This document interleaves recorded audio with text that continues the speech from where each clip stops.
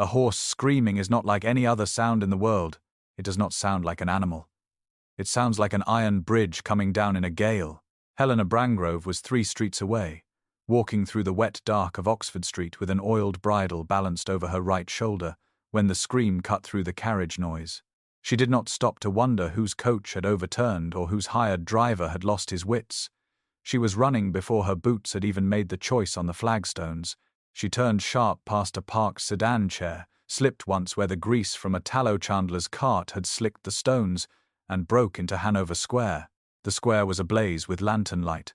Every tall, arched window on the first floor of Lord Mardley's mansion was lit from ceiling to floor. Wax candles burned by the hundreds inside, throwing golden rectangles across the sodden straw that had been laid 2 inches thick across the road to deaden the iron rumble of arriving carriages. In the center of that golden light, lying flat on her side in the wet straw with her near foreleg tangled violently over the splintered carriage pole, was Silas Brangrove's 4-year-old grey mare. There were perhaps 40 people standing on the broad stone steps of the mansion. Ladies wrapped in evening cloaks of rose velvet and white satin held their scented handkerchiefs against their mouths. Footmen in scarlet livery raised heavy brass lanterns, their faces white with the useless excitement of men who had never touched a halter in their lives. Near the mare's hindquarters stood the hired postilion who had driven the chariot. He was a small, thick-set man in a damp frieze coat. He held a heavy driving whip raised above his right ear, and he was bringing it down across the mare's ribs with the rhythmic, frantic stupidity of a man who believed that a horse down in the street was merely a horse that had chosen to be insolent. The mare screamed again. Her iron-shod hooves lashed out against the carriage wheel, sending wet mud and straw flying into the air, and the traces pulled tighter, choking her down. "Stop that!" Helena shouted. Nobody looked at her. A riding master's daughter, in a dark wool gown, does not exist to 40 people attending a midsummer supper. Helena did not shout a second time. She stepped into the open circle, put her bare palm flat against the shoulder of a footman, who stood in her way, and shoved him aside, precisely as she would shove a stubborn bullock out of a stall door. The soaked straw took her boots to the ankles. Cold water seeped through the wool of her hem, weighing her down to the knees. She walked straight to the postilion, caught the raised whip by the leather stock just below his fist, and twisted her wrist downward. "Put that down," she said, her voice dropping into the low, dangerous quiet she kept for unruly stallions. "Or I will take it off your back." The man stared. He was breathing through his teeth, his face shiny with rain and sweat. He was not an evil man. He was merely terrified.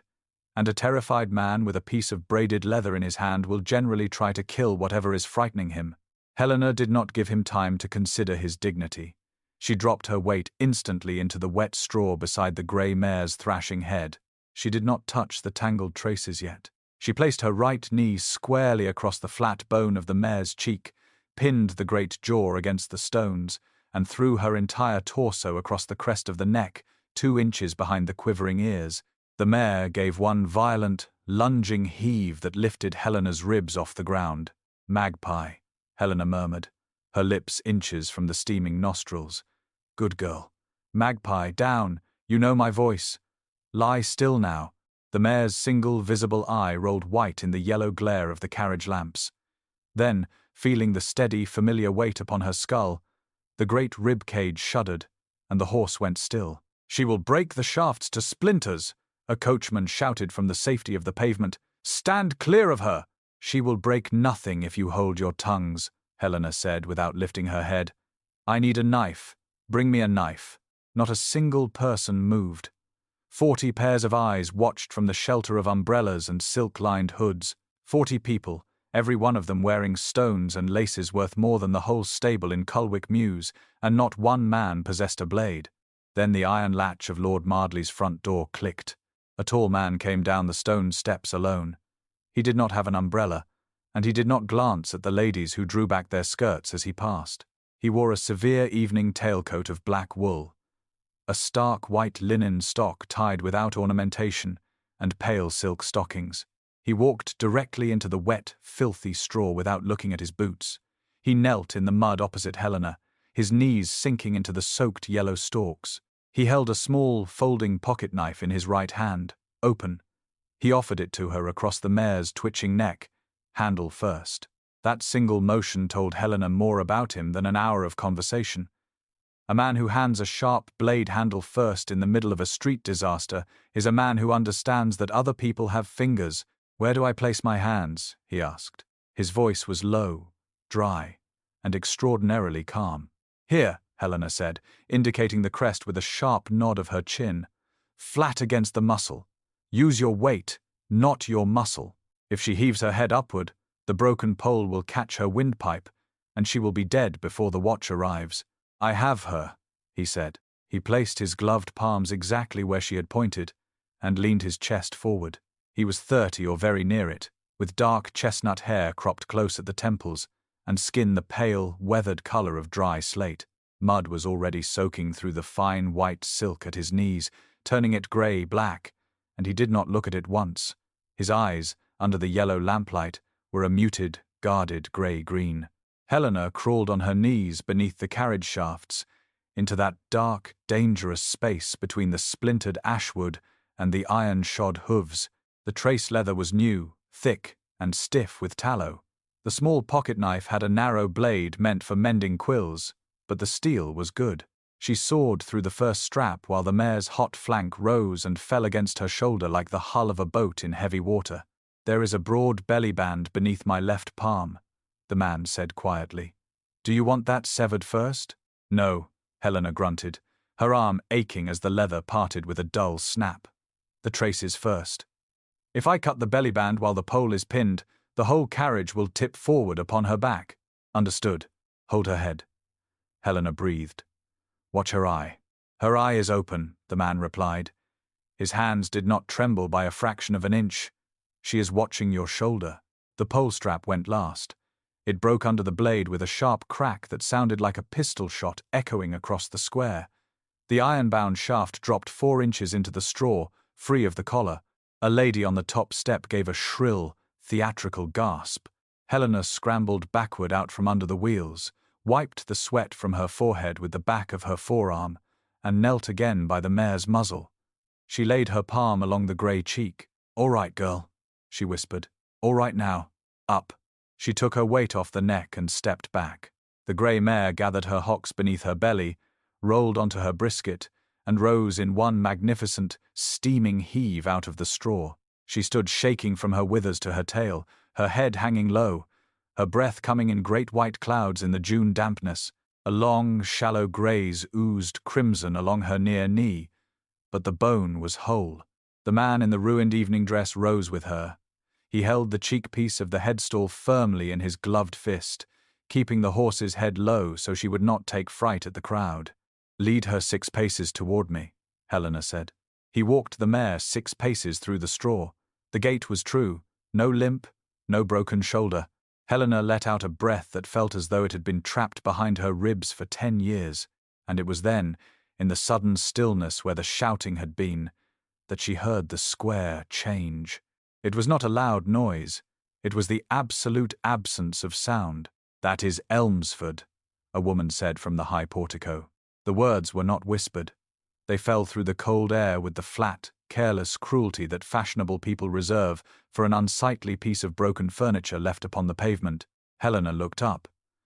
The crowd on the steps had not departed, but they had drawn back 4 full paces. It was a slow, coordinated rustle of satin, brocade, and polished leather, leaving an empty, frozen circle around the horse, the woman, and the man in the mud.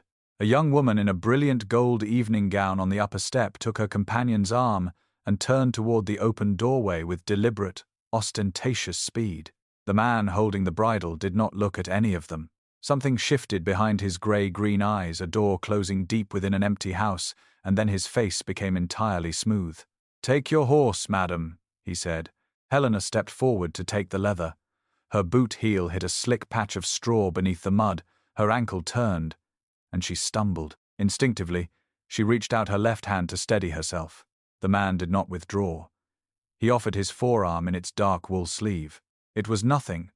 That was what Helena thought in that single second, merely a working woman in a stable apron, catching her balance against the arm of a gentleman who had knelt in the same ditch. She gripped his forearm firmly above the elbow, felt the hard, unyielding muscle beneath the damp cloth, found her footing upon the stones, and let go. A collective sound went around Hanover Square. It was a sharp, indrawn hiss of breath, running backward through 40 people like water finding a fissure in dry ground. She took his arm. Someone murmured in the shadows. A gentleman leaning against the iron railings laughed once, a high, brittle sound, and muttered, "Good God Almighty!" Helena straightened her spine. She looked at the staring faces on the steps, and then she looked back at the man before her, honestly baffled. "Have I committed some crime?" she asked. For half a second, she thought a shadow of humor moved at the corner of the man's mouth. It was not a smile. It was merely the memory of what a smile had felt like years ago. "You have done a very unlucky thing, Miss Brangrove," he said quietly. "Though no one in that doorway will ever have the courage to tell you why." The walk from Hanover Square to Kulwik Mews was a mile and a half of greasy cobblestones and cold June mist. Helena walked it slowly, keeping her hand on the cheekpiece of Magpie's halter, matching her stride to the stiff, careful step of the injured mare. A horse that has gone down in the street will remember the street for months. If you hurry her through the dark, you teach her to fear the stones forever. Kulwik Mews lay tucked behind Marylebone Lane, a narrow, paved alley between two long rows of soot-darkened brick houses. At the far end hung the faded wooden sign her grandfather had painted 50 years ago, its gilt lettering worn down to raw timber Brangrove's Livery and Riding Academy. Ned Birtcliffe came out from the harness room before the wooden gates had finished swinging open. He was 61 years old, bandy-legged as a pair of blacksmith's tongs, and held a tin lantern high above his head. "That's Magpie," Ned said, his eyes scanning the mare from pole to hock before he looked at Helena. "Went over the pole." "Over the pole in Hanover Square," Helena replied, handing him the lead. "The near knee is grazed, but the tendon is cold and tight. She will be stiff by Tuesday, but she is sound." Ned grunted, running a calloused palm down the swollen leg. He said nothing about Helena's ruined gown, the mud caked to her bodice, or the fact that she had walked through the most fashionable quarter of London at midnight, looking like a drowned chimney sweep. He had known her since the hour she was born, and he had long since given up trying to tell Silas Brangrove's daughter where she was permitted to go. "Hired driver?" Ned asked. "Hired," said Helena. "He was using the whip while she was pinned under the timber. He will not drive a horse from this yard again," Ned said mildly as he led the mare toward the straw-bedded box at the back. Over his shoulder, he added, "The lad is asleep in the harness room. Do not wake him. He has been up since 4 with the coughing bay." The boy was what? He claimed to be 10, though he had the narrow wrists of an 8-year-old. Silas had pulled him out of a gutter off Wigmore Street 4 winters ago, shivering in an oversized coat, holding carriage horses for halfpennies. Watt slept on a pallet of sacking beneath the bridle rack because he harbored a silent, unshakable conviction that if he ever left the premises, the stables would vanish into the London fog. Helena climbed the narrow wooden stair to the loft rooms above the stables. She did not light a candle. She knew every plank in the floor by heart. She knelt beneath the low dormer window where the saddle racks stood in a neat row and pulled out the square tin box her father had kept under lock and key since she was a child. Inside lay her mother's silver thimble, a christening spoon, the lease on the Mews, and a single folded parchment bearing a heavy red wax seal. She opened it under the faint grey light of the window. Blacknull Improvement Subscription, the copperplate print read. Received of Mr. Silas Brangrove of Kulwik Mews the sum of £400, bearing interest at 4% per annum, dated this 9th day of June, 1810. And at the foot of the document, penned in a great, handsome, sweeping hand with a magnificent looping capital that curled like a rope knot, was the single word Elmsford, £400. It had taken her father 12 years of 60-hour weeks, of breaking vicious colts and doctoring sick carriage teams, to put that money aside. It was her marriage portion.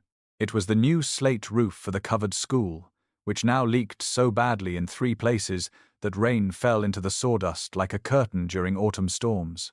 She folded the bond, set it back into the tin, and went to bed. The truth arrived at 9 the next morning in the person of Cheston, the farrier. He stood in the center of the yard with Magpie's hind hoof pinned between his leather-aproned knees, a shoeing hammer in his fist and 3 nails held between his teeth. Hanover Square, Cheston muttered around the nails. Outside Lord Mardley's. Half the town was on the steps, they say. They were, Helena said, measuring out a measure of bruised oats into a wooden sieve. And a gentleman come down in his evening clothes and got his knees into the wet straw with you. He did. Tall man. Chestnut hair. Grey-green eyes. He lent me a pocket knife. Cheston spat the nails into his palm and struck the iron shoe twice with a sharp, ringing clang. That was the Duke of Elmsford. That was. Ned stopped raking the yard and leaned on his broom. And what of the Duke of Elmsford? Helena asked, setting the sieve down. What isn't? Cheston retorted, not looking up from the hoof. 6 years back, there was a great scheme in the West. The Black Null subscription. Canals, drainage, toll roads, guaranteed by the ducal estates at 4%. The small men went into it: tradesmen, shopkeepers, widows with £100 in the funds. My own brother-in-law put in £90, every shilling he had in the world, and he is buried in Street Giles, and his widow takes in laundry. The rasp went back and forth across the horn with a dry, grating rhythm. In the year 12, Cheston continued, it all came down. No canal, no drainage. £14,000 of honest people's savings vanished into thin air. The old Duke died of a seizure.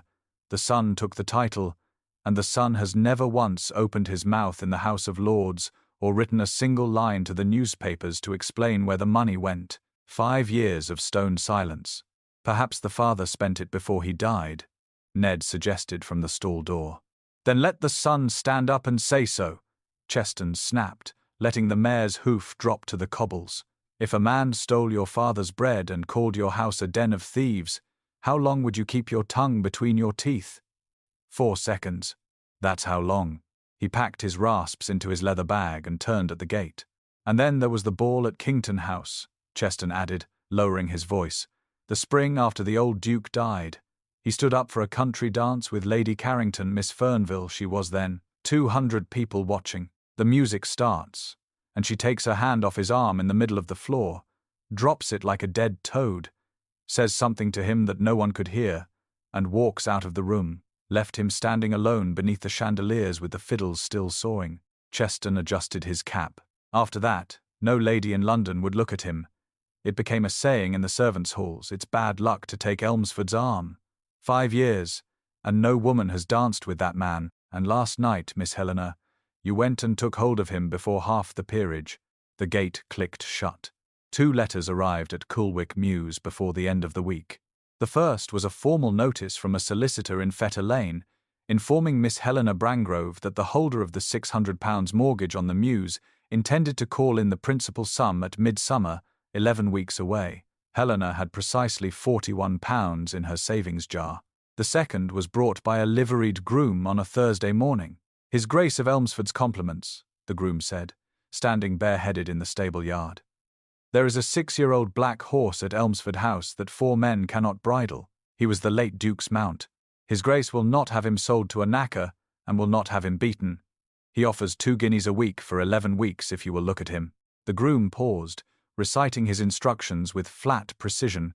His Grace adds that he is well aware what his name costs in London, that you may refuse without offering any excuse, and that no one at his house will think the worse of you. Helena looked at the leaking roof of the covered school. 11 weeks at 2 guineas was £23. It was not 600, but it was not nothing. Tell his Grace I will come on Monday at 6 in the morning, she said, and tell him I want the horse on a plain snaffle, with no one in the yard except the man who feeds him. At 6 o'clock on Monday, Elmsford House on Grosvenor Square looked like a tomb. The shutters on the piano nobile were bolted. The front knocker had been removed from its hinges, and the vast stables, built for 20 horses, held only 3. The black horse, Absalom, stood in the corner of a loose box, his ears pinned flat against his skull, his eyes rolling in sullen terror. Helena asked for a 3-legged stool, had the groom leave the yard, and sat quietly inside the box for 40 minutes without touching the leather bridle on her knees. When the horse finally crept forward to sniff her hair, she reached up with infinite slowness, her fingers sliding beneath the thick black forelock, right between the ears, across the pole where a heavy bridal headstall rests. Her fingers found it a thick, hardened ridge of scar tissue, an inch wide, running across the bone. "Someone struck you with an iron bar," Helena whispered, her thumb resting lightly on the old wound. "And every bridle they have forced over your head since has pressed into the broken bone." She stepped out into the stable yard and found the Duke standing silently beneath the brick archway, wearing an unadorned riding coat with turned cuffs. "He is not vicious, Your Grace," Helena said. "He has a fractured pole from 4 years ago. Every bit and headstall you have put on him has caused him agony. 6 men have tried to break him, and not one had the sense to look beneath his forelock." The Duke did not move for several seconds. A strange, profound stillness settled over his face. "Can he be helped?" he asked quietly. "With a padded headstall that sits forward of the injury?" "Yes," Helena said. She wiped her hands on her apron and looked directly into his grey-green eyes. "Your Grace, my father put £400 into the Blacknull subscription." The Duke went rigid, his face shut tight, exactly as it had in Hanover Square. "Silas Brangrove," the Duke said without hesitation. £400, the 9th of June, 1810. Helena felt a chill touch her spine. "You know it by heart." "There are 221 names on that register," Desmond said, his voice completely hollow. "I know every sum and every date. It is not a virtue, madam. It is merely what happens to a list a man must live with." "Then tell me plainly," Helena demanded. "Did you steal my father's life savings?" The Duke looked at her for a long, unblinking moment. "My father's name is on the bond," he said. Then he turned, walked into his silent house, and shut the heavy oak door behind him. Midsummer was 12 days away, and ruin smelled of damp sawdust and cold tea. Helena spent 3 evenings at the pine table in the harness room beneath the hanging whale oil lamp, turning over 30 years of her father's receipts. Silas Brangrove had thrown away nothing. Every quarter's shoeing iron, every sack of malt, every load of meadow hay since the year she was born, lay bundled in red tape inside the zinc deed box. She untied the bundle for the year 1809. Brangroves had kept the carriage horses of half the nobility in Mayfair, and the accounts were receipted quarterly by the household stewards. Here were the vouchers for Lord Mardley. Here was a bishop's stable, and here, in a neat succession of 4 bills a year, was Elmsford House, received the 25th day of March, 1809, of His Grace the Duke of Elmsford, the sum of £61 for livery, hay, and forage. Beneath the sum, written in a bold, looping, handsome hand, was the signature A. Fernville, Secchi to His Grace. Helena sat staring at that signature for a long, quiet minute while the wick hissed in the oil. She went up the outside wooden stair 2 steps at a time, brought down the tin box from beneath the saddle rack, and laid her father's £400 Blacknull bond flat on the table directly beside the hay receipt of March 1809. She brought the lamp between them. On the bond, at the bottom, was the single word Elmsford. The E was identical. It was not merely similar, it was the exact same hand.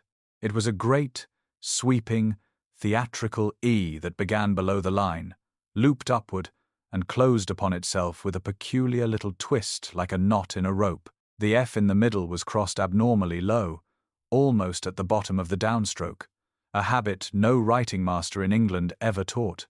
The final D fell away to the right and terminated with an abrupt, clipped flourish.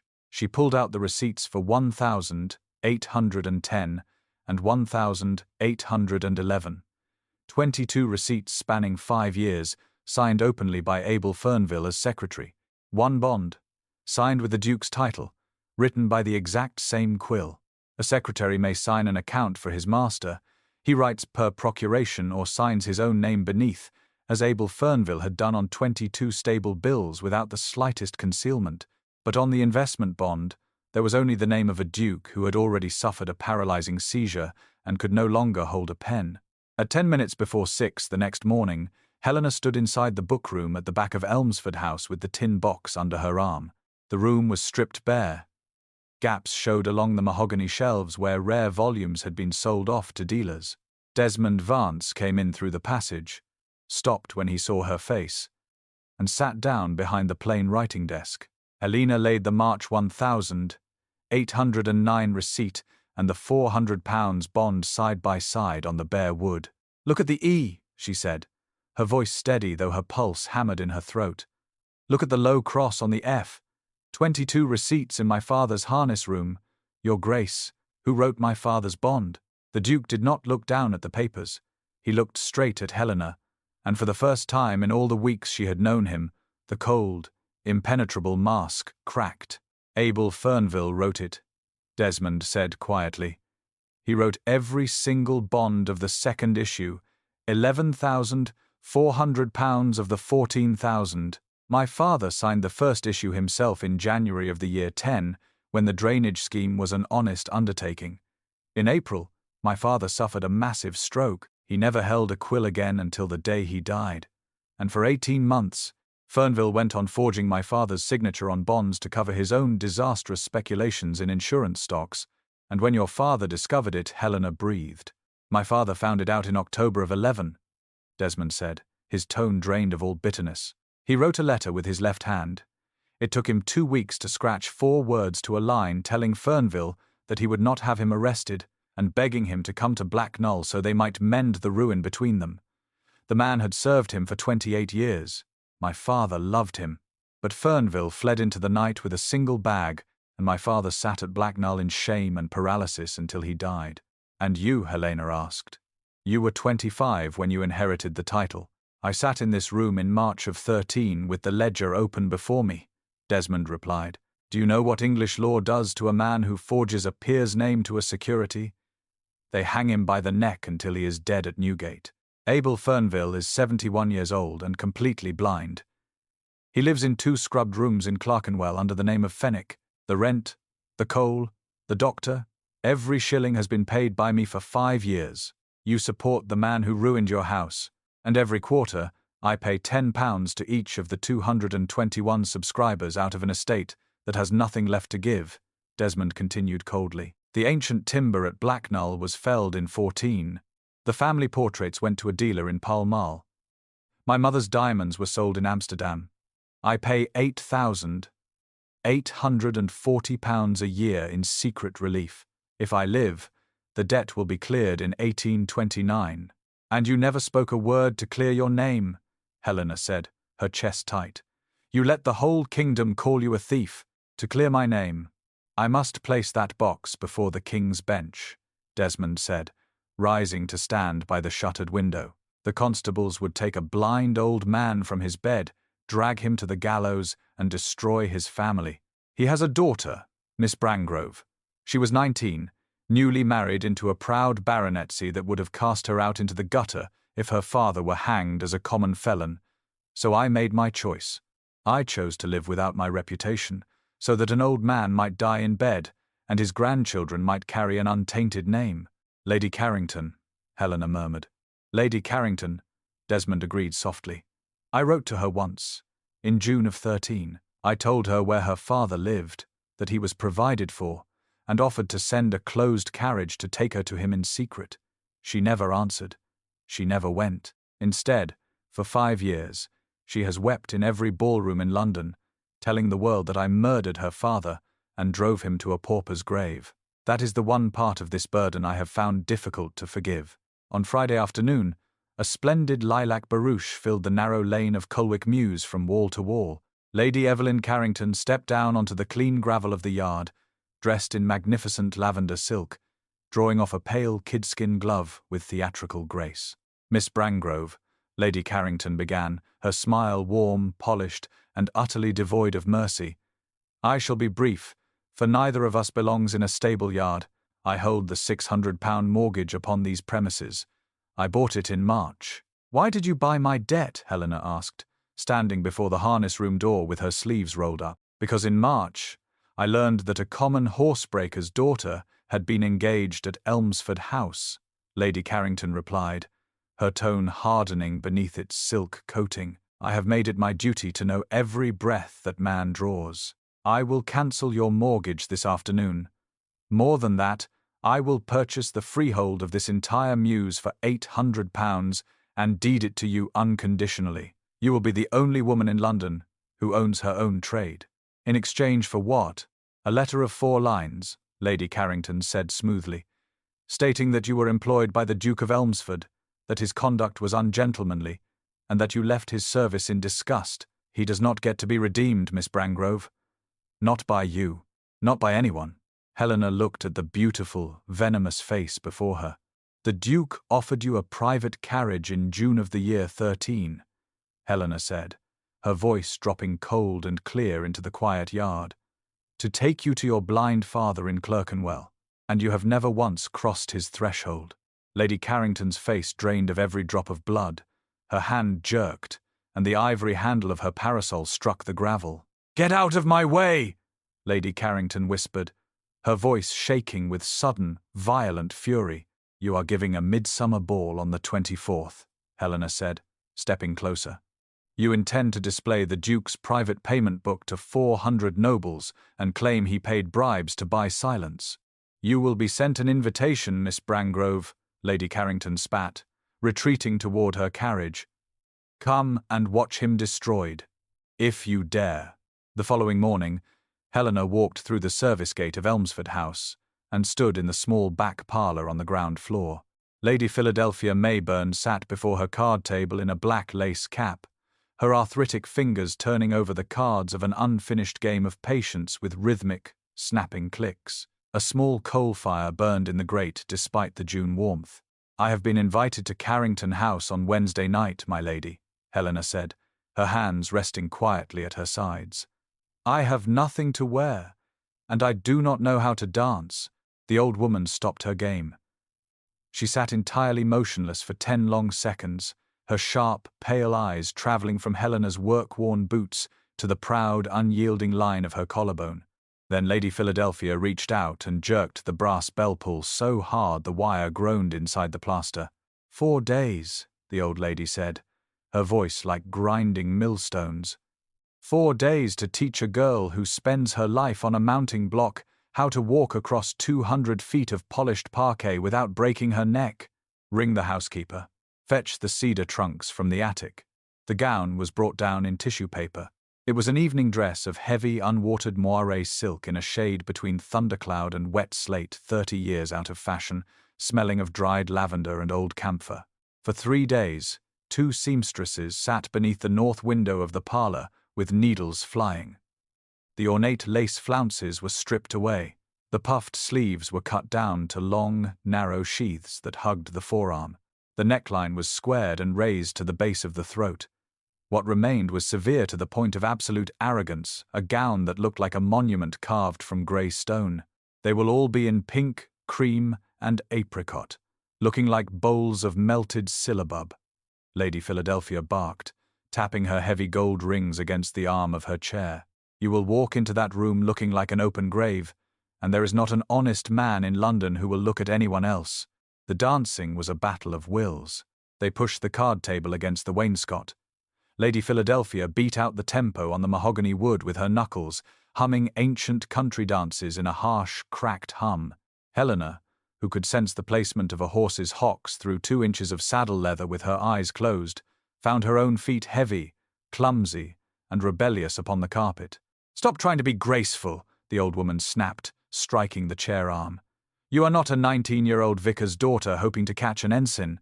You cannot dance well in 4 days, and every woman in that ballroom has been practicing her quadrilles since she was 6. You will dance correctly, you will dance slowly, and you will hold your head up, as though every person in that room owed you money." On the 3rd afternoon, in the quiet heat of the shuttered room, the rhythm finally settled into Helena's blood. Her spine straightened, her shoulders fell back into that regal, unforced stillness she kept when handling half-broken stallions, and she completed the figure without a single hesitation. Lady Philadelphia stopped humming. She leaned back into her cushions, her thin mouth tightening into an expression that was remarkably close to satisfaction. "Yes," the old woman whispered. "That will do." On the night of the 24th of June, Carrington House on the north side of Hanover Square was ablaze with 2,000 wax tapers. The broad carriage drive was banked with hothouse tuberoses and white roses, their perfume mingling with the damp summer heat that rolled down the marble staircase like steam. 400 guests moved through the grand suite of rooms on the first floor, a shimmering ocean of diamond tiaras, fluttering ostrich plumes, gold embroidery, and pastel silk. Helena arrived at 10:30 on the arm of Lady Philadelphia Mayburn. The old lady had not set foot in a London ballroom for 11 years. She climbed the great sweeping stair with her chin raised, using an ebony cane with an ivory knob, ignoring the sudden collective hush that followed her ascent. "Do not look at the crowd," Lady Philadelphia murmured through closed teeth. "Let the crowd look at you. Walk like a woman leading a high-strung colt past a burning hayrick." The grey gown achieved precisely what the old lady had promised. Amid the sea of blushing silks and sparkling jewels, Helena moved in unadorned slate grey, her dark hair bound in a simple, severe braid, wearing neither pearl nor pendant nor ribbon. Heads turned in long, synchronized ripples as she passed. Desmond Vance arrived an hour later. The sound of his entrance traveled across the ballroom like a cold wind passing over dry grass. Conversations faltered. Fans were raised to hide whispers. He stood in the wide doorway, dressed in unadorned midnight black wool, his linen stock pristine and plain, his face carved from dark slate. He was utterly alone in that crowded room, and he walked through the parting throng as though he owned every stone of the floor beneath his boots. Two older peers gave him the barest incline of their heads and turned away. Helena did not approach him yet. She turned and found her hostess standing by the tall terrace doors, resplendent in a gown of heavy cloth of gold, holding a painted fan. "Lady Carrington," Helena said quietly, stepping through the circle of admirers. 2 minutes. A flicker of shock passed over Evelyn Carrington's exquisite face, replaced instantly by a tight, glittering smile of triumph. She led Helena through a side door into a small private card room, lined with dark mahogany bookcases and green baize gaming tables. She shut the heavy door, cutting off the swelling music of the orchestra. "Have you come to deliver the letter?" Miss Brangrove, Lady Carrington asked, resting one hand upon a card table. "The mortgage deed is in my bureau upstairs, ready to be burned." Helena reached into the deep pocket hidden within the folds of her grey silk skirt. She drew out the flat bundle of papers tied with faded red tape. She untied the knot and laid 2 documents side by side upon the green cloth. "This is a livery receipt from Elmsford House, dated March of the year 9, signed openly by your father as household secretary," Helena said, her voice dropping into that calm, terrifying quiet that silenced stables. "This is my father's £400 investment bond, dated June of the year 10, signed with the single word Elmsford." Lady Carrington did not look down. She stared fixedly at Helena's throat. "Look at the papers, my lady," Helena commanded softly. "Look at the great looping E that begins below the line. Look at the F with the crossbar set almost at the base of the downstroke. I have 22 of these receipts in my father's deed box. They were never hidden because no one ever thought to look for 22 stable accounts in a Marylebone mews." "What of it?" Lady Carrington hissed, her porcelain skin turning the colour of chalk. "The old Duke suffered a paralyzing seizure in April of 10, Helena said. "He could not hold a pen. Every bond issued after that date was written and signed by Abel Fernville, your father." Lady Carrington gripped the edge of the mahogany table, her knuckles whitening. "He is alive," Helena continued, each word measured and relentless. "He sits by a sunny window in 2 clean rooms in Clerkenwell. He is blind. He has a canary in a cage. And for 5 years, every loaf of bread he has eaten, every sack of coal in his grate, has been paid for by the man you have spent 5 years destroying in society." "Stop!" Lady Carrington gasped, her voice trembling. "There is a legal confession drawn up," Helena went on. "Desmond Vance's solicitors bring it to him twice a year, and your father refuses to sign it because he knows that if it is published after his death, it would destroy your marriage and your position in this town. The Duke has chosen to live without his name, so that you might keep yours." Helena picked up the papers, folded them neatly, and slid them back into her pocket. "You have a small ledger book in your reticule," Helena said, looking into the woman's terrified blue eyes. You intend to stand in that ballroom and present it as proof that the Duke paid bribes. You may say whatever you please tonight, Lady Carrington, but the moment you speak, I shall take these 22 receipts out of my pocket and place them on the table before the Duke of Wellington and the Lord Chancellor, and the whole kingdom will finally ask whose hand wrote the bonds. Helena turned her hand on the brass doorknob. You have until the end of the second set, Helena said, to decide what kind of woman you have been for 5 years. It was not until the opening bars of the third dance that Lady Carrington moved to the centre of the parquet floor and raised her right hand to silence the musicians. The violins died away in a ragged, discordant scrape. A sudden, suffocating hush descended over the 400 guests. Diamond tiaras caught the glare of 2,000 candles. Fans stilled against brocade bodices.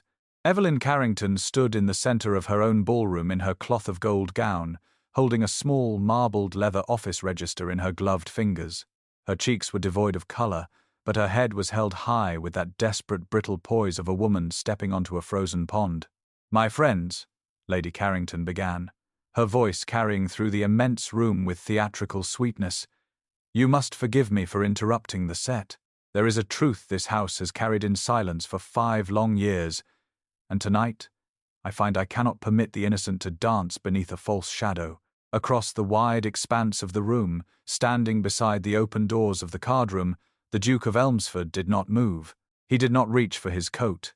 He did not look toward the grand staircase for an escape. Watching him from across the floor, Helena understood that he had already resolved to endure the final blow with the same terrible, unflinching silence with which he had endured the rest. He would let the room tear away the last shred of his honor, rather than condemn a blind old man to the gallows. Helena did not wait to hear the next sentence. She stepped out from the shadow of the velvet curtains and walked directly onto the open floor. 400 people watched in absolute, stunned bewilderment as a young woman in an unadorned gown of slate-grey moiré silk walked the entire length of the ballroom. She wore no diamonds, no lace, and no pearls.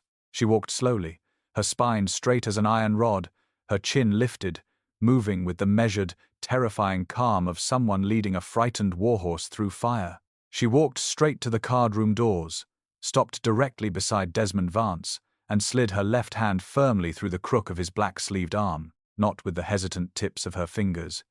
She took his arm whole, pressing her forearm against his, locking herself to his side before the assembled peerage of England. The sound that went around Carrington House was the same sound that had rippled through Hanover Square in the rain, only magnified 10 times over. It was an enormous, collective intake of breath, a sharp gasp of 400 voices that echoed against the gilded cornices. Miss Brangrove, Desmond whispered beneath his breath, his jaw locked in agony. Do not do this. You will ruin yourself. Too late, Your Grace, Helena murmured without looking at him. The dance has already begun. She turned her face toward the center of the hall, her amber eyes blazing in the candlelight. My name is Helena Brangrove. Her voice rang out, clear, resonant, and carrying effortlessly across the vast ceiling. My father was Silas Brangrove, master of the livery stables in Culwick Mews for 30 years, who put £400 of honest savings into the Blacknull subscription in June of 1810 and lost every farthing of it. I am not of your world. I am the daughter of one of the people who was ruined by that undertaking. I would like that understood before I speak. Not a fan fluttered in the room. Even the dowagers along the gilded chairs sat frozen. In my father's deed box in Marylebone, there are 22 receipts for stable forage spanning 5 years, signed openly by the late Duke's secretary in his own name, Helena continued, her hand never loosening upon Desmond's arm. Beside them lies my father's £400 bond, signed with the single word Elmsford. It is the exact same hand, the same looping E, the same low-crossed F, the same broken flourish.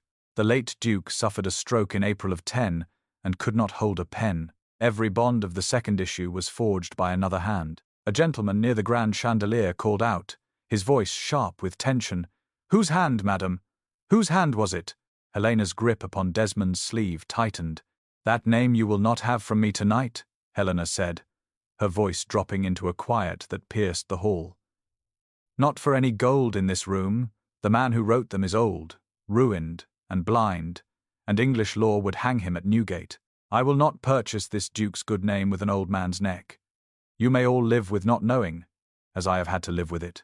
And the book, another voice shouted from the gallery. What of the register in Lady Carrington's hands? Helena looked directly across the floor at the woman in gold. Ask your hostess what is written in that ledger, Helena said softly. Every head in the ballroom swung back toward Evelyn Carrington. The hostess stood alone in the center of the polished parquet, her hands trembling so violently that the gilded pages fluttered. She looked at the book as though it had burst into flames between her fingers. Tears cut dark tracks through the heavy rice powder upon her cheeks. It is a record of quarterly annuities, Lady Carrington whispered. She had to repeat it before the back of the room could hear the words. £10 a quarter, paid faithfully to 221 families for 5 years and 4 months, without a single missed payment, out of an estate stripped of its timber, its paintings, and its family diamonds, Lady Carrington said, her voice cracking beneath the weight of 5 years of deceit. It was not a bribe. There is a memorandum at the front in the Duke's own hand, forbidding any recipient from ever being told the source, lest any poor family feel obliged to gratitude. She lifted her head, looking through blurred eyes directly at the man standing by the card-room door. It was my father's hand upon the bonds, Evelyn Carrington said, the confession falling like an executioner's axe, Abel Fernville. And he did not die in a pauper's garret. He is alive, well cared for, and blind, supported entirely by the man I have spent 5 years trying to destroy. Nobody in that ballroom ever agreed on how long the silence lasted. It was an absolute, suffocating void in which the truth sat upon the marble steps like a judgment. Lady Carrington laid the small ledger down upon an empty gilt chair, with meticulous care, gathered her cloth of gold skirts, and walked slowly out of the room. The crowd parted before her in complete, icy stillness. The ballroom erupted instantly into 100 frantic, hushed conversations. Peers who had turned their backs on the Duke of Elmsford for 5 years now pressed forward, offering murmured apologies and stiff bows, received by Desmond with a quiet, devastating courtesy that left them thoroughly humbled. Through it all, Helena never moved from his side. Across the room, the orchestra leader, seeing the company standing uncertainly in the middle of the floor, raised his bow and gave a tentative downbeat. The violins began to play a slow, stately waltz. They are playing, Helena murmured, turning her face to look up into Desmond's grey-green eyes. They are, Desmond said. It is a slow waltz, Helena said softly, a faint, defiant spark in her gaze. I am told I am correct, but not graceful. I have had 4 days of instruction from your aunt, who assured me I would look like an open grave, but that I would dance. Desmond looked down at her for 3 full seconds, a look of such profound, unburdened reverie that it seemed to wipe away 5 years of darkness. No woman has danced with me in 5 years, Miss Brangrove, he said, his voice husky and low. No, Helena said, her fingers resting securely in his palm. That is precisely why we must dance. He stepped onto the center of the parquet floor, took her hand, and placed his right palm firmly at the small of her back. They danced beneath the blaze of 2,000 candles, before every peer and lady who had ever whispered the slander.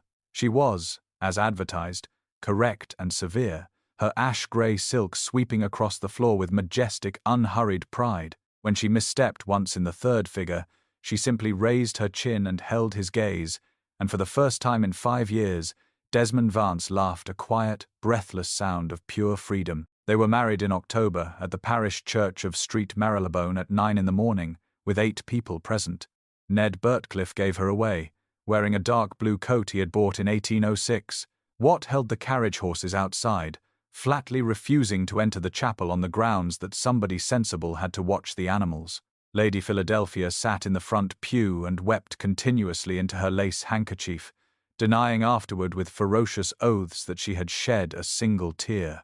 Abel Fernville signed the formal deposition in September, 3 days after his daughter came to the quiet rooms in Clerkenwell, and sat beside his chair for 2 hours in weeping reconciliation. He passed away peacefully in his sleep that winter, and the full truth was published in the gazettes without scandal. The debt at Blacknall was cleared 5 years early, as many families returned their relief funds once the truth was known. Hulwick Mews remains behind Marylebone Lane. There are 26 horses in the boxes now, a sound slate roof on the covered school, and a 14-year-old lad named Watt who trains the new stable boys with intolerable authority.